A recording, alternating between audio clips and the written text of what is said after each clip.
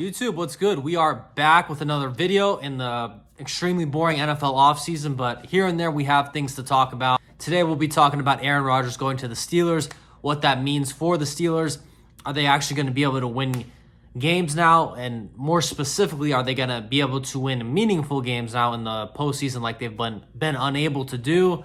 We shall see on all that. Before we get into the video, guys, like and subscribe. It would mean the world. It's very hard to grow on YouTube organically, so I would really appreciate that.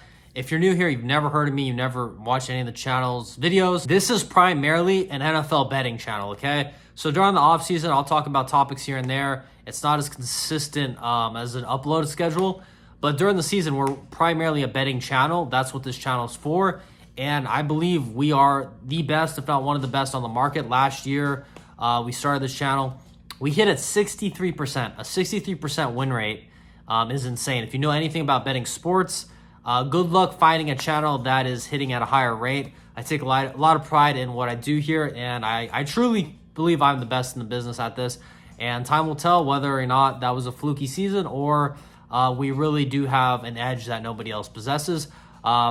Stick around and find out. Either I'll succeed or fall on my face. Either way, it'll be entertaining for you guys.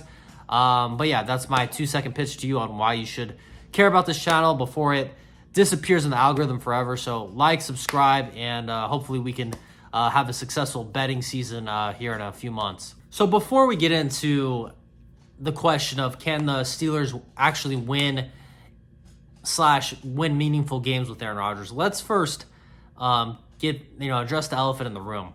This was no surprise. This was something that obviously Aaron and the Steelers knew, but the NFL knew too. The NFL totally revealed their hand when they released the schedule for the 2025-2026 season. It made it abundantly clear that they knew all along that Aaron was going to sign with the Steelers and that it was never really a question. Because, if you haven't figured it out, week 1, who do the Steelers play? They play the New York Jets. Do you think that's just coincidence? There's no coincidences in these big businesses. It's all a show. There's nobody better at creating storylines and creating games that we want to watch, not just because we might like the player, we might have money on the game, but because there's an interesting storyline. Nobody does it better than the NFL. In week 1, we have Steelers versus Jets, and they would not have made that game. There's no way they would have made that game just off of, that's, like the NBA lottery. That's where it randomly landed. It randomly landed on this 1% thing. Nah, not buying the coincidence. That is, I would say 99% because they knew. And not only that, if you need further confirmation that they were in on it the whole time, I believe it's week 5. I could be getting it wrong. Who cares? The point remains the same. Sunday Night Football is going to be the Steelers versus the Jets. I'm sorry. The Steelers versus the Packers. They're playing Jets week 1, we just said. Steelers versus the Packers. So you have Aaron playing his most recent old team week 1, and then a primetime game, you have the Steelers playing his team that he's been with forever, the Packers. So you have 2 old team games there. Week 1 is, even though I don't remember if week 1's a primetime game or not. I would guess not. But week 1 is basically, they're all primetime games. It's the first week of the season everybody's watching. And week 5, those are 2 key weeks to have such big storyline games going on. No coincidence, in my opinion. The NFL, like I said, they're so good at storytelling. That's why they're still the king by far, To pivot really quickly, I could care less about NBA, really. I follow it, but I really couldn't care less. As I'm filming this, the finals are going on right now, Pacers and Thunder. Who gives a fuck? My whole point on this is the storylines. You got Shea versus Tyrese if you want to, try to make this a celebrity matchup. Who cares? I really could care less who wins. I'm not that interested. I'll watch some of it just out of there not being much else to watch on. But it's not like the NFL. I really do not care at all what happens. It's not like back in the day when you could root for or against LeBron depending on which side you're on. I always was into the finals to root against LeBron and root for Curry. But nowadays, I don't know. Maybe it's just me and getting older. I really could care less. But this is not an NBA video. I just wanted to make the point that maybe I'm just biased, but the NFL always has really good storylines.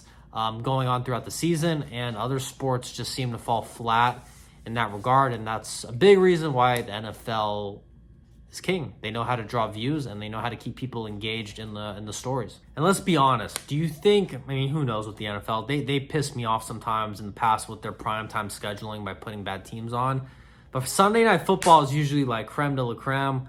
Do you think they would really have the Steelers on there week 5 if, and I believe the Steelers have another week too, I could be wrong, but they for sure at least have one. Do you think they'd really schedule them on Sunday Night Football with Mason Rudolph as their quarterback? Who the fuck wants to see that?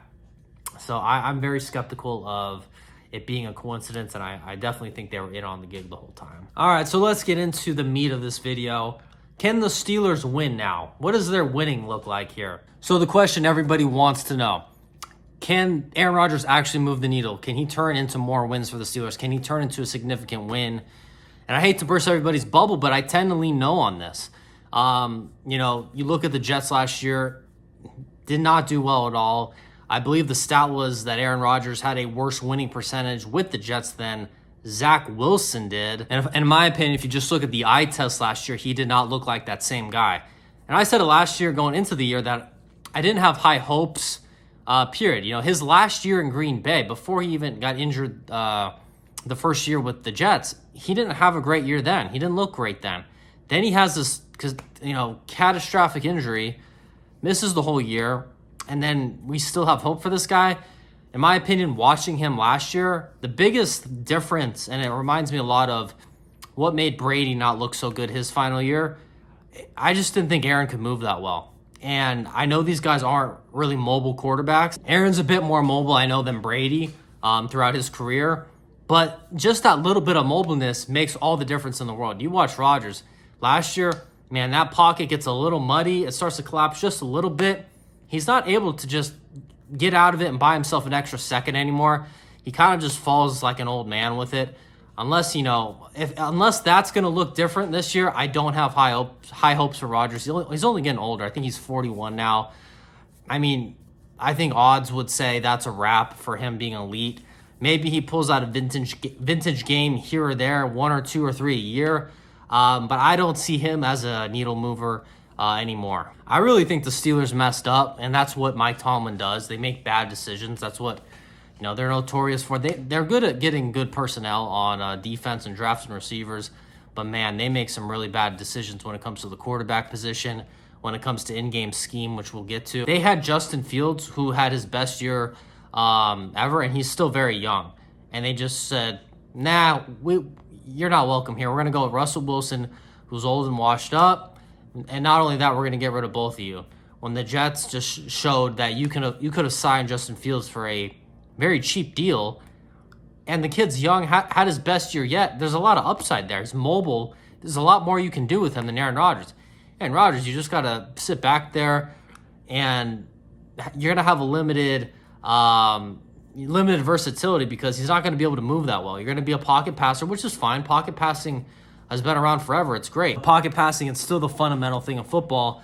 But when you have the option where you can add somebody in that is able to give the defense a threat of running, for 20 yards on any given play, they're going to be a little bit more hesitant on everything to make sure you don't get loose. And it's just going to open up the pass game. And it's going to make it easier for Justin Fields to develop as a passer because he's going to get a lot better looks, but he's going to get a lot more single high versus Rodgers, who'd get a lot more two-man because they're going to have to bring people down into the box to account for Fields a lot more than they are Rodgers. For Rodgers, they're going to not respect the run as much, and they're going to be willing to just play more coverage and rely on the pass rush to get there because they know this guy can't move too well. Okay, so moving on, we got to talk Mike Tomlin, man, and I know I bash him in every video. It is what it is. I just feel like this guy gets way too much praise. We act like he's some Hall of Fame coach. And, maybe he is. I don't know. I don't really care. But he's not this elite guy that everybody claims to be. In my opinion, he constantly makes the same mistakes and doesn't learn from them. That's what drives me crazy is he doesn't learn from them. He's still playing in the 50s. So to give a little context, an example, I should say. I do this every video. So somebody that watches my videos regularly, you'll know this example by now. The biggest challenge for the Steelers is winning despite Mike Tomlin. And what do I mean by this? What I mean is he does not give you a chance to win, okay? They win a lot of games on fluky punt blocks, field goal, special teams. That's great. They're really good at special teams. But when it comes to fundamentals, moving up and down the field, he makes critical errors. Playoff game against the Ravens. They're playing one of the most explosive offenses ever in Lamar Jackson, okay? They're basically scoring a touchdown every drive. I think they're down 7-0, 4th and 1. What does Mike Tomlin do? You punt the ball. In 2025, you can't do that. Look at the tush-push. Look at how teams are implementing it. Look at how the Eagles do it. Look at how the Ravens do it. Look at how the Bills do it. Bills aren't great, but they still get it done a lot more than they don't. You should have a system in place now where you can pick up 4th and 1s at a really, really high clip. We don't need a punt on 4th and 1 anymore unless we have a huge lead and we're just killing the clock, okay? So he fumbles that. They punt 4th and 1. Later in the game, they're down 14-0. 4th and inches, not even 4th and 1. What do? We send out the punt unit. It's impossible to win games when you have a coach that can't pick up half a yard, 1 yard, or is not even willing to try to. You don't even give yourself a chance. As much as I think Russell Wilson is washed, Tomlin didn't even give him a chance in that game because they punted it. And I think basically every time they did, Lamar, don't matter how good the punt is, Lamar's he's taking it all the way in scoring. You have to adapt to the game theory of today, the highest probability trends, short yardage situations, to be specific with how effective teams are picking those up. You have to adapt or you're just not going to make it in this league, in my opinion. Well, he's obviously made it because he's making a lot of money. But as far as winning a championship, good luck. You lose every playoff game first round by 70. I don't think that's a success. I know everyone says, oh, he had a winning record. Who cares? He loses every playoff game by 70 points. You got to adapt or else nothing's going to change with this team, okay? And you can look back at an old clip, not that old, of Julian Edelman talking.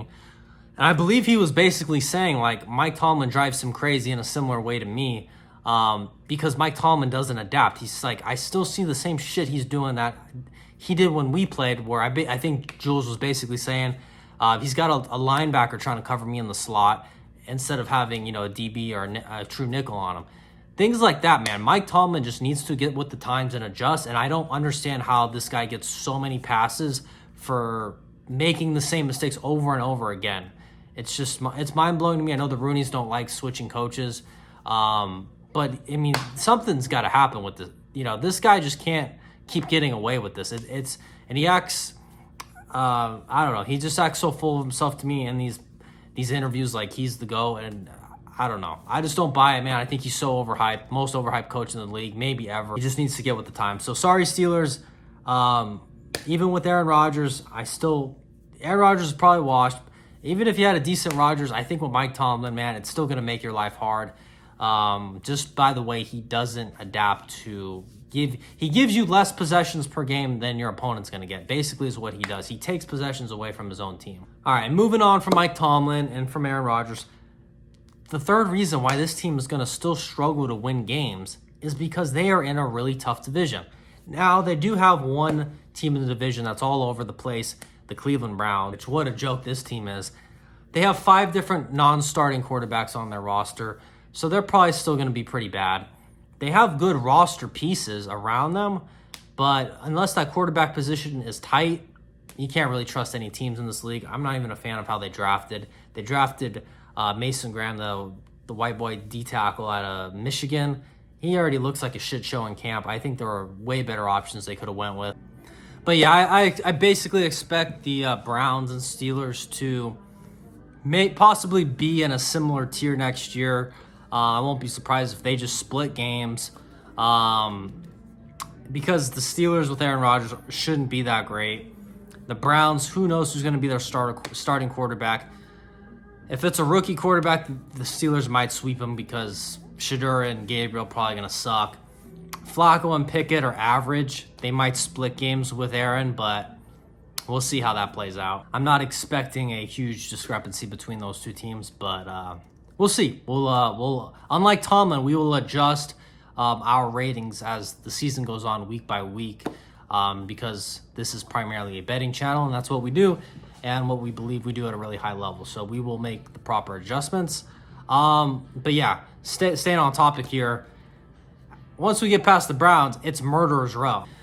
The the Steelers are going to have to play the Bengals. You're going to have to deal with Joe Burrow and the totally seasoned offense. Now, the Bengals' defense is very suspect, but you got to trust that offense. You know, you've got to trust Joe Burrow and the Bengals over Aaron Rodgers, who's 41, and the Steelers. You just do. So that's going to be tough. They'll be lucky if they can get one there. Good chance they get swept. And same with the Ravens. Good chance they get swept. Lamar Jackson, biggest freak in the league. Ravens only seem to be getting better. Great head coach. Massive fan of John Harbaugh. The GM does a great job of drafting. They are a very well-run team, and the Steelers can learn a lot from them. But I won't be surprised if they sweep the Steelers this year as well. Between the Bengals and the Ravens, I think the Steelers are going to be lucky to get one win across those two and maybe split games against the Browns. Or if they're lucky, they could win both if it's a rookie against a rookie quarterback. That's a big problem. Their division is a nightmare. So with the factors of Aaron Rodgers can't move anymore, he's 41 years old. Mike Tomlin punts on every 4th and 1 and relies on fluke muffed punts and blocked field goals to win games. And the fact that they play in one of the toughest divisions in the league, aside from the NFC North probably, I don't think they're going to be able to keep up with that elite competition. I see it being another average year for the Steelers. Maybe the luck finally catches up with Tomlin and it's finally a below average year. Not sure. We'll see how it plays out. But I will be very surprised going into this year if they get a playoff win just because they have Aaron Rodgers now. They basically swapped a washed Russell Wilson for a washed Aaron Rodgers. It's like the Spider-Man meme. What are we doing here? We got the same guy, basically. When you could have kept Justin Fields for cheap, and he has a lot more upside. So low IQ Tomlin strikes again. And that's it, guys. That's it for this video. If you're a Steelers fan, I'm sorry. I know you probably hate me, probably hate this video, but I'm just giving my honest take. Just giving my honest take on how I see all this playing out, guys. And that's it. So next video, who knows what it's going to be about. Off-season's rough, man. Like I say, I just try to find content here and there that I can talk about. I really only care about betting, things that have a chance of making us money. This is primarily a betting channel. The off-season's just long, and we got to fill the void, man. If you bet NFL, you don't have to bet my plays, but if you want what was probably arguably the best advice in the industry last year, we hit at 63%. Pretty unheard of. Subscribe, like the video, keep me in your algorithm, because once I'm gone, you might forget about me, and then you're going to be stuck listening to absolute loser handicappers give advice on NFL, and we don't want that. So give me a like, subscribe if you like the video, or if you hated it, I really don't care. I'll take it either way.